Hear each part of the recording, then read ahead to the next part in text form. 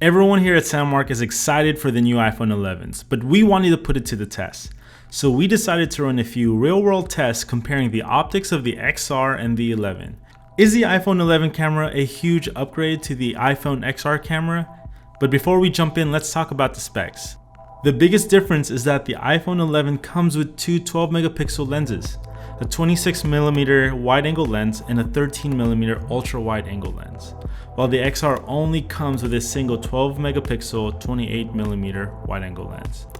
The new iPhone 11s also come with a new processor. The new A13 Bionic chips boast a faster and more efficient experience.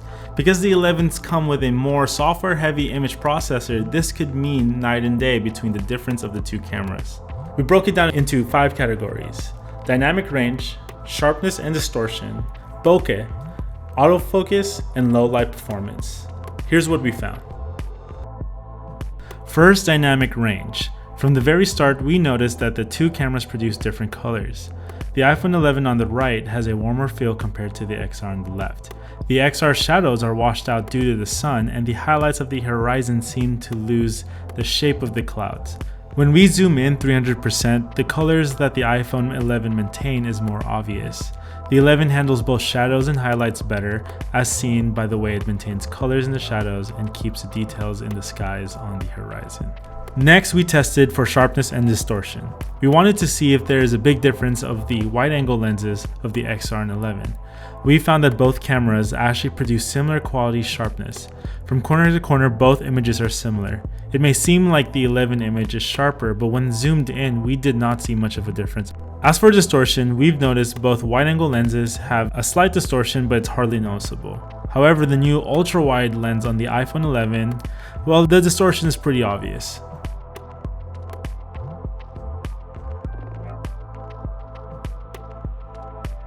For bokeh, we use portrait mode on both cameras. Again, we see a warmer and what seems to be a more fuller image from the 11. The iPhone 11 also blurs more of the background of the subject compared to the XR. The logo on the shirt on the XR is barely blurred, while the 11 blurs everything but the face. The edges of the face seem to be more defined as well. The XR's image seemed to be more compressed, but we believe this is because of the 2mm difference, making the XR a bit longer.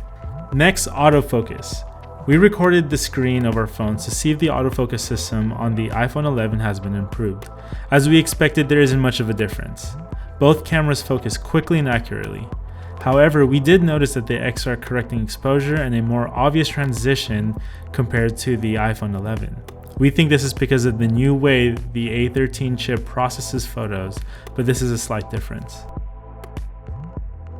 Finally, low light performance.